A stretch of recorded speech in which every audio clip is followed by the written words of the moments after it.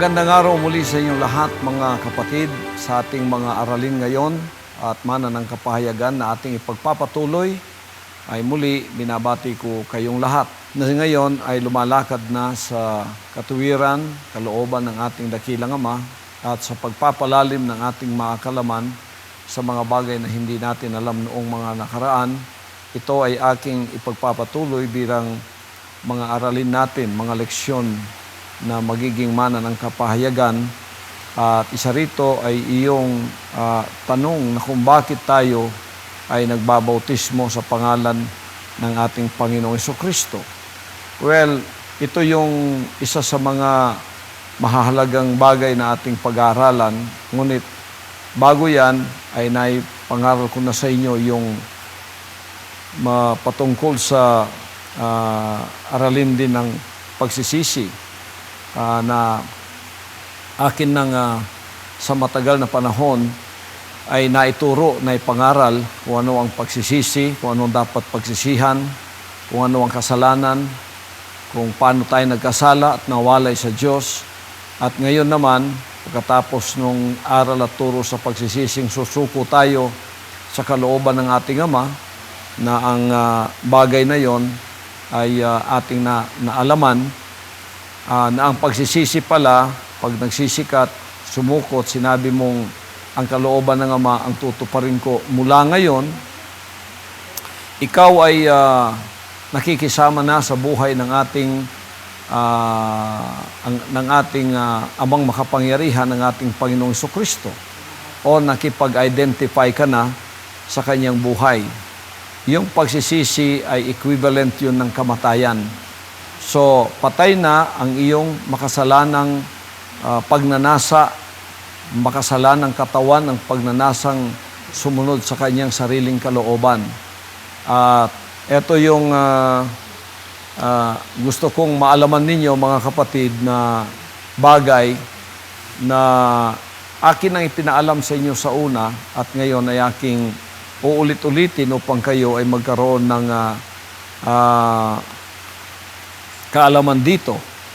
At ang pagsisising ito ay ang pagsuko ayon sa sinabi ko na nung una sa kalooban ng dakilang Ama na ang kanya ng kalooban o kagustuhan ang iyong susundin, hindi na ang sayo.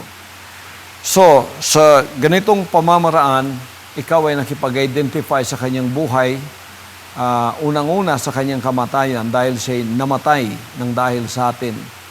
At pangalawa, yung pagbautismo. Hindi natin pwedeng bautismuhan ng taong buhay. So, ang bautismo ay mahalaga sapagkat ito ay utos din ayon sa Juan 3:5 ng tao ipanganak na muli sa tubig at sa Espiritu. Ito yung tubig ng paglilinis ng ating mga kasalanan.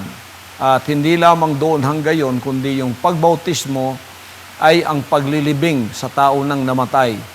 Ngayon, ang iyong kamatayang pinili ay ang kamatayan ng ating dakilang Ama, ang ating Panginoong Jesucristo. Ikaw ay ililibing din kasama niya sa kanyang pangalan.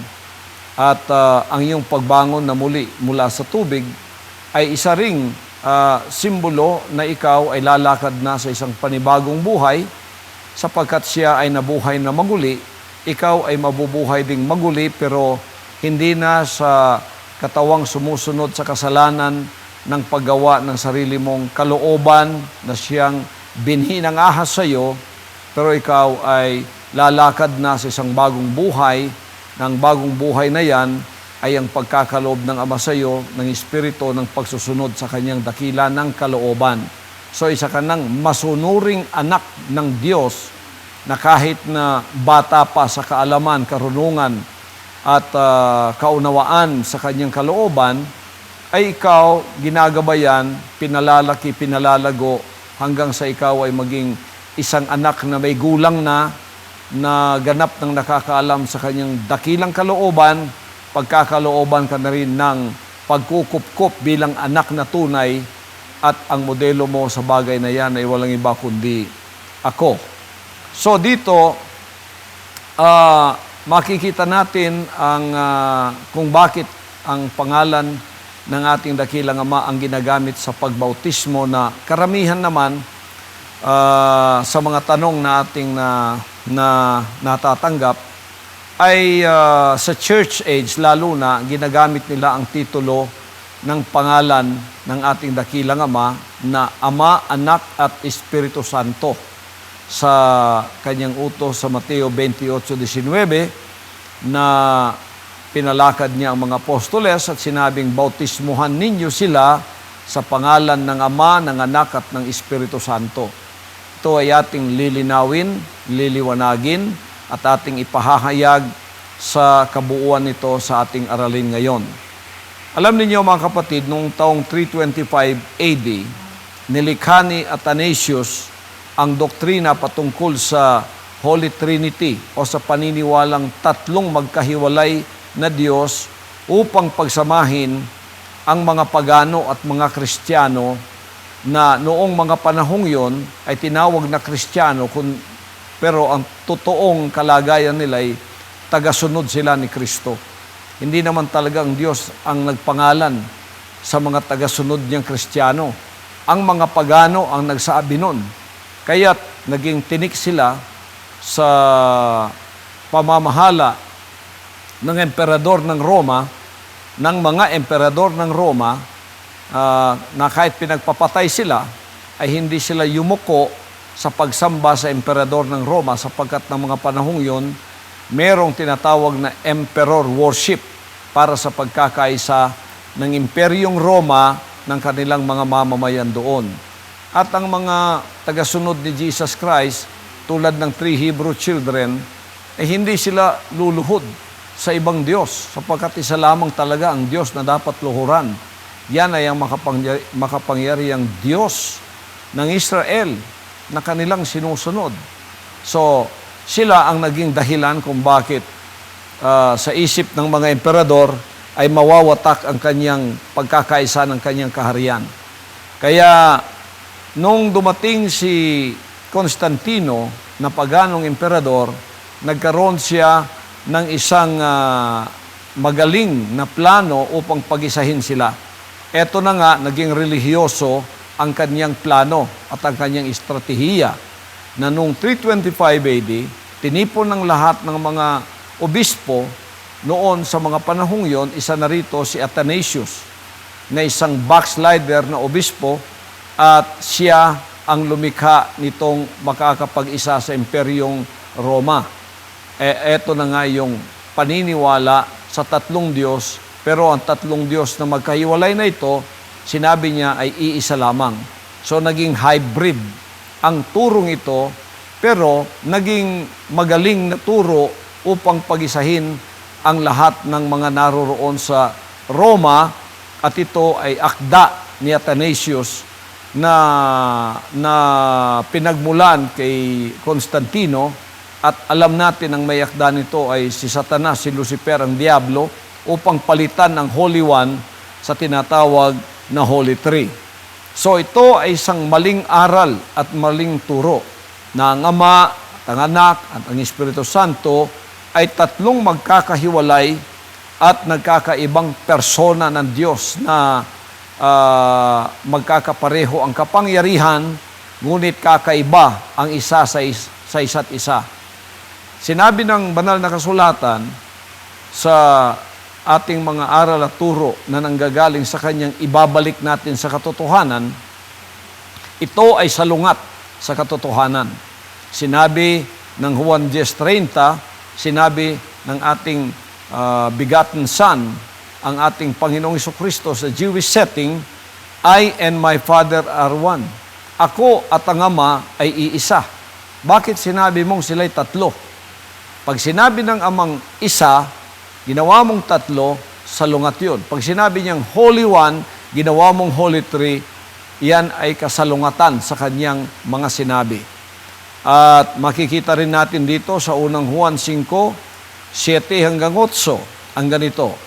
Ang Espiritu ang nagpapatotoo, sapagkat ang Espiritu ay katotohanan, sapagkat may tatlong nagpapatotoo, ang Espiritu, ang tubig at ang dugo.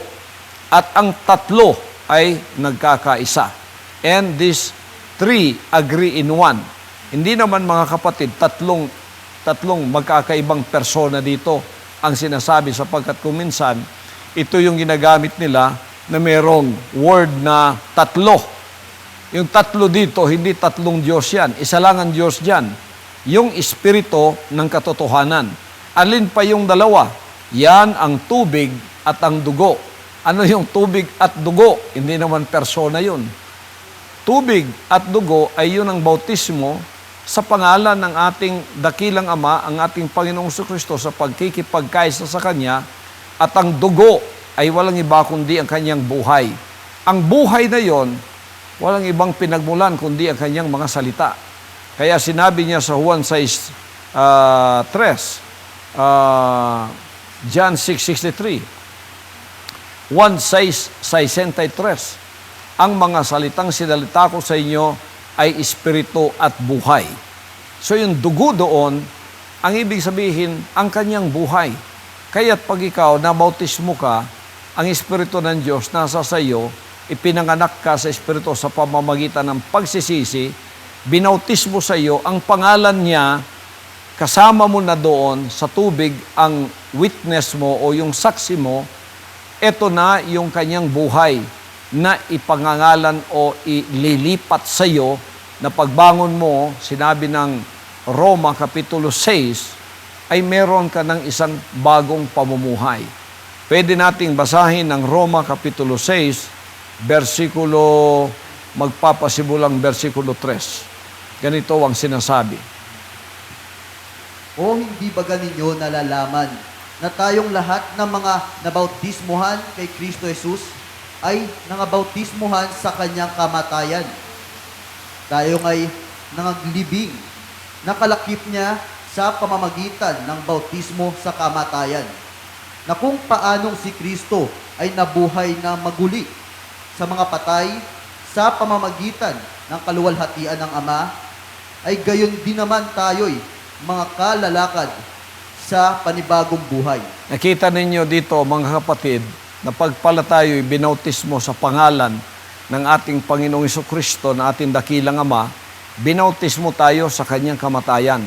Nakipag-isa tayo sa kanyang kamatayan, kaya tayo inilibing na kasama niya sa kamatayan na kung paanong siya nabuhay na maguli, tayo naman ay babangon din sa isang bagong pamumuhay. Isang bagong pamumuhay na may pagsusunod sa kalooban ng ating dakilang Ama. Nakita ninyo dito, ang ibabautismo, pangalan. Ngayon, tingnan natin ang pinagmulan ng maling doktrina at aral na bakit titulo ang binabautismo ang Ama, Anak, Espiritu, hindi naman pangalan yan. Puro mga titulo yan. Sa ating pag-aaral dito, makikita nating hindi nakakaunawa o kaya kung naunawaan man nila ay sinadyang palitan, sinadyang baluktutin at sinadyang takpan ang mga salita niya at ito ay bigyan ng ibang interpretasyon na hindi ayon sa gusto ng Diyos. Ito'y salungat sa ginagawa ng ating Ama sa ginagawa ng tao na pinalitan ang kanyang mga aral at turo. Tingnan niyo dito ang sinabi niya, na ang Ama, Anak at Espiritu ay hindi mga pangalan. Ito ay mga titulo. Dito sa Mateo 28:19. Dahil dito, magsiyaon nga kayo at gawin ninyong mga alagad ang lahat ng mga bansa na sila'y inyong bautismuhan sa pangalan ng Ama at ng Anak at ng Espiritu Santo. Tingnan ninyo, kung ikaw ay may matinong pangunawa, alam mo ang Ama hindi pangalan, alam mo ang Anak hindi pangalan, at alam mo ang Espiritu Santo hindi pangalan. Ang binanggit niya rito ay hindi mga pangalan, kundi bautismuhan sa pangalan. Nag-iisang pangalan. Sa English, singular na pangalan. Hindi ito pangalang plural o hindi maraming pangalan. O, sasabihin mo, 3 pangalan. Sinabi niya, sa pangalan is singular. So, kung pangalan ang pinag-uusapan dito, paano nating interpret ito? ng ayon din sa kanyang mga sinabi. Ayon din sa kanyang mga sinalita. Ang kasalanan kasi tayo na yung naging Diyos na i-interpret na natin ang kanyang kalooban sa ating sariling kagustuhan. Tapos itatayo natin yung ating sariling interpretasyon na salungat sa interpretasyon ng Diyos. Ngayon, paano nating interpret ito sa ating sarili? Hindi mga kapatid, kundi sa pamamagitan din naman ng mga banal na sinabi niya. Ito'y mababasa natin sa Isaiah 9:6. Eto, pakinggan natin. Sapagkat sa atin ay ipinanganak ang isang bata, sa atin ay ibinigay ang isang anak na lalaki, at ang pamamahala ay maaatang sa kanyang balikat, at ang kanyang pangalan. Nakita natin dito, singular din ang pangalan. At ang kanyang pangalan. Anong pangalan ng batang itong ipinanganak? Ano ang pangalan ng anak na lalaking itong ibibigay? Ano ang kanyang pangalan? Alaman natin mga kapatid na Jesus Christ ang kanyang pangalan. Nag-iisa, singular na pangalan. At ang kanyang pangalan, Jesus Christ, ay tatawagin, eto na, yung mga titulo niya. Hindi lang 3, marami. At ang kanyang pangalan ay tatawaging kamangha-mangha, titulong isa yan, tagapayo, pangalawa, makapangyarihang Diyos, pangatlo, walang hanggang Ama. Ang pangalan niya ay tatawaging makapangyarihang Diyos, walang hanggang Ama, Pangulo ng Kapayapaan. Ilan ang titulong atin nakita rito? 1, 2, 3, 4, 5. 5 titulo ang napapabilang sa nag-iisang pangalan. Ano ang pangalan niya? Jesus Christ. Idagdag pa natin yung Ama. Dito sinabi niya, walang hanggang Ama. Yung anak na ibibigay, ang pangalan niya ay siya ring walang hanggang Ama. Nakikita natin na ito'y hindi nagsasalungatan ng mga banal na kasulatan na sa Juan 1:1, sa pasimula ay ang berbo kasama ng Diyos, at ang berbo ay Diyos. At ang berbong Diyos ay nagkatawang tao na tinawag na anak. Siya rin yun. Iba-iba ang kanyang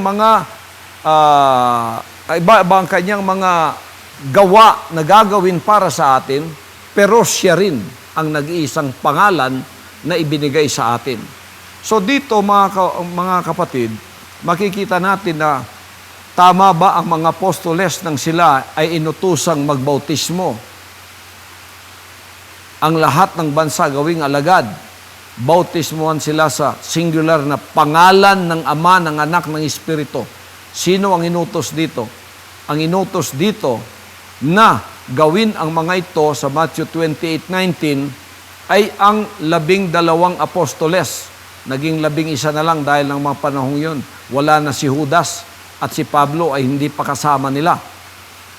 So yung mga apostoles na yon ang inutusan, hindi kayong mga tagapamuno ng mga relihiyon.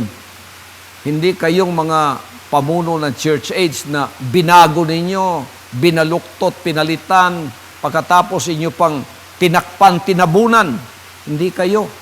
Pakinggan natin ang mga inutos niyang mga apostoles kung paano nilang tinalima, kung paano lang sinunod, at kung paano lang ginanap yung mga utos na yon ng ating Panginoong Jesucristo sa Mateo 28:19. Ang unang sumunod nito ay si Pedro na apostol sapagkat kasama siya ng panahong yun. Paano niya binautismuhan ang mga tao? Sapagkat ang utos ay bautismuhan ang mga tao sa pangalan. Tingnan natin mga kapatid sa mga Gawa, Kapitulo 2, versikulo 38, ganito ang sinasabi. Tandaan muna natin, bago natin basahin yan, na yung inutos ng Ama sa Mateo 28:19 ay ang pangalan ng Ama, ng Anak, ng Espiritu Santo. Ang inutusan ay mga apostoles. Ang unang tumalima, apostoles. Paano nilang tinalima at paano lang sinunod? Ang una dito si Pedro. Ganito siya sumunod at ganito niya binautismo ang mga tao.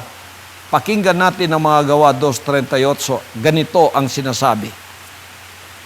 At sinabi sa kanila ni Pedro, magsisi kayo at magbautismo ang bawat isa sa inyo sa pangalan ni Hesukristo sa ipagpapatawad ng inyong mga kasalanan at tatanggapin ninyo ang kaloob ng Espiritu Santo. Ngayon, pag binasa mo yung mga Gawa 2:38, bulag at bingi na lang ang hindi makakaunawa niyan. Tingnan mo mga kapatid ang sinabi niya sa kanila dito. At sinabi sa kanila ni Pedro, mangagsisi kayo at mangagbautismo. Ito, sumunod na siya sapagkat bautismo ang pinag-usapan. At mangagbautismo ang bawat isa sa inyo sa pangalan ni Hesukristo. Plural ba yung pangalan na yun? Isa. Pangalan ni Hesukristo. Mga Gawa 2:38 yan. Isaiah 9:6 at ang kanyang pangalan, singular, ay tatawaging 5 titulo. Pagkatapos ng Mateo 28, bautismon sila sa pangalan, singular, ng Ama, ng Anak, ng Espiritu. At dito lumitaw na ang pangalan. Anong pangalan yon? Sa mga Gawa 2:38, pangalan ni Hesukristo sa ikapagpapatawad ng inyong mga kasalanan. Wala kayong napansin dito na walang isamang bersikulo o isamang talata sa Biblia na sinabing, bautismuhan mo sila sa titulong Ama, Anak, Espiritu. Sapagkat pangalan ng iniutos, pangalan ang pinalitaw. Ang pangalan ng makapangyarihang Ama, ang pangalan ng walang hanggang Diyos, ang pangalan ng walang hanggang Ama, ang pangalan ng makapangyarihang Diyos, ang pangalan ng tagapayo, ay pangalan ng anak na ibibigay. Yan ay ang pangalan ng ating Panginoong Hesukristo, ang begotten Son sa Jewish setting. Tingnan ninyo. Dito naman mga kapatid, nagbautismo din si Pablo. Si Pablo ito huli na siyang apostol na idinagdag kapalit ni Judas. Isang apostol para sa mga hentil na huling tinawag na noon ay tagapag-usig. Ngunit ngayon ay isa ng apostol. Nagbabautismo rin siya. Ano ang inutos niya? Dito sa mga Gawa 19:4 hanggang 5, ganito ang sinabi. Sinabi ni Pablo, nagbabautismo si Juan ng bautismo ng pagsisisi na sinasabi sa bayan na sila'y magsisampalataya sa darating sa hulihan niya sa makatwid bagay si Jesus.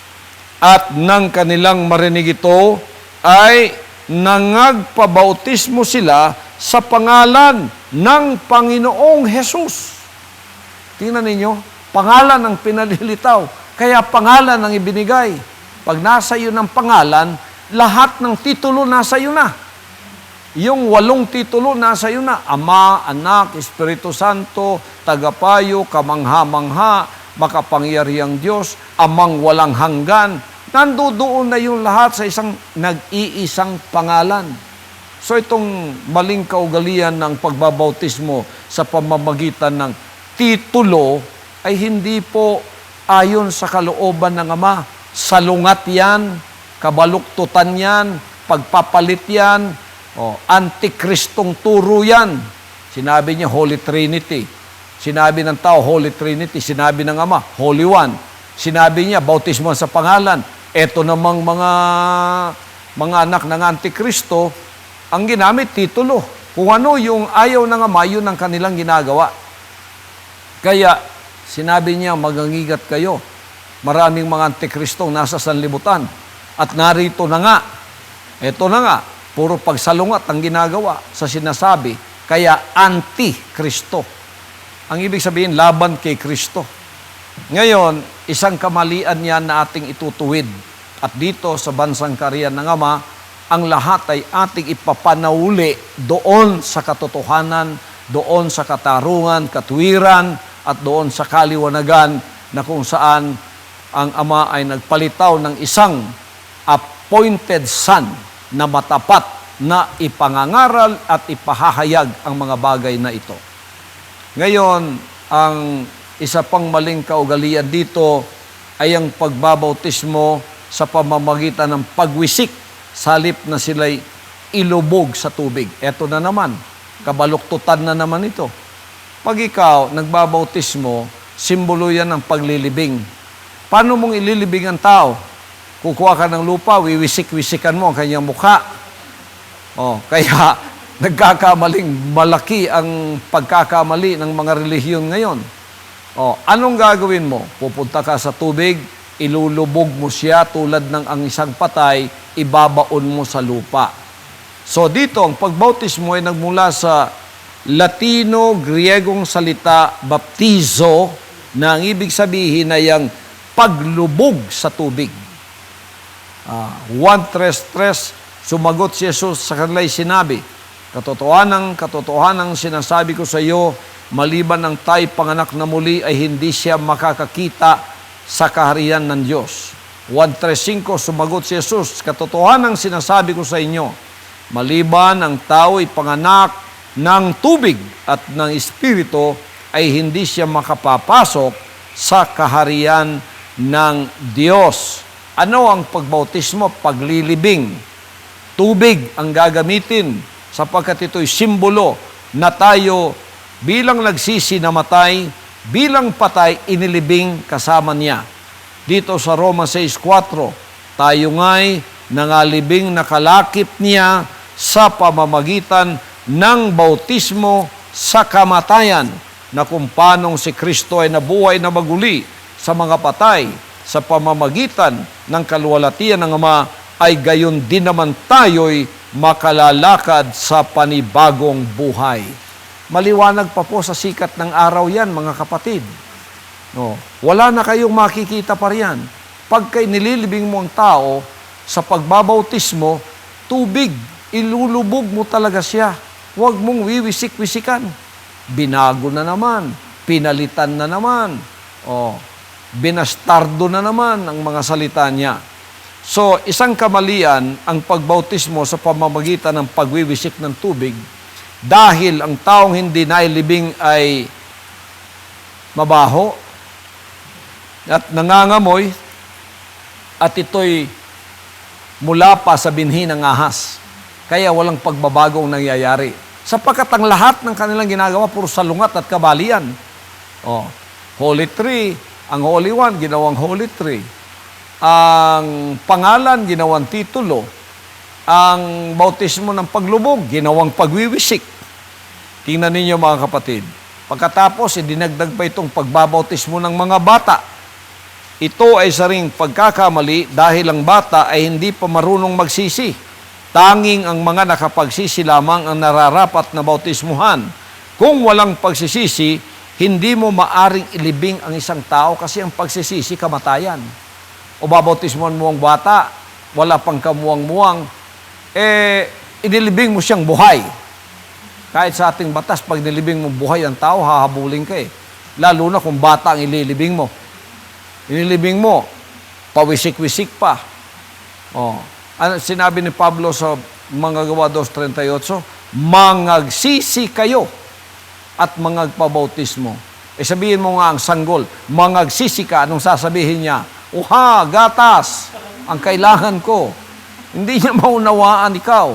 Hindi kanya maunawaan. Kaya hindi para sa mga bata yon.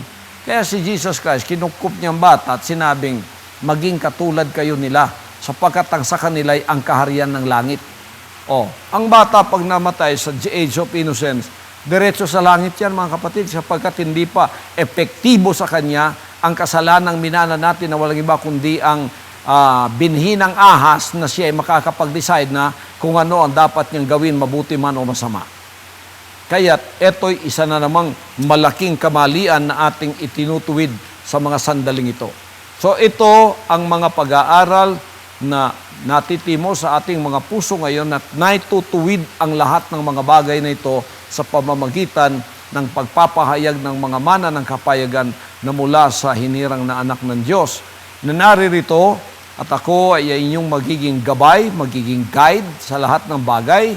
Gagamitin ang inyong freedom of choice upang kayo ay sumunod sa lahat ng kalooban ng ating dakilang Ama mula sa mga pag-aaral ng pagtuturong aral, doktrina, mula sa pamumuhay na kung ano dapat nating pag-iisip, ang ating mga damdamin, ang ating paglakad, kung anuman sa spiritual revolution, financial revolution, revolution of excellence, sa paglago bilang bata, hindi tayo mananatili hanggang sa tayo maging isang ganap na may gulang ng anak na maaari na niyang maasahan, maaari ng atangan ng mga responsibilidad sa ating mga balikat. Ang lahat ng ito'y ating pinag-aaralan. Walang isamang bato dyan na hindi natin aalisin ang mga bato ng mga nakatakip na mga panlilinlang ni Satanas na dapat makita sa kapahayagan at sa kaliwanagan.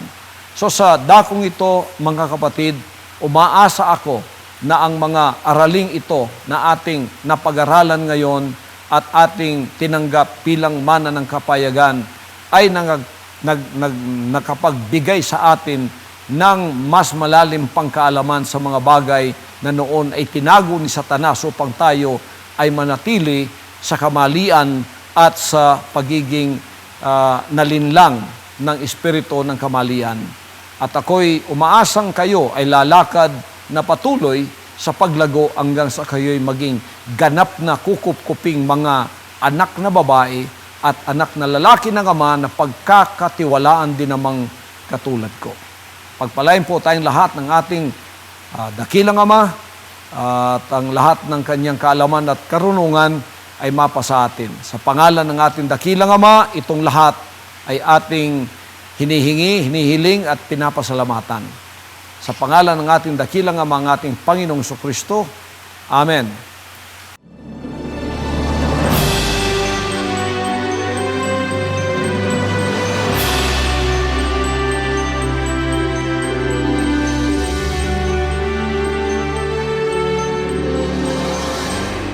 Ang mensaheng inyong napakinggan ay bahagi ng 15 panimulang mga leksyon para sa mga Kingdom Citizen.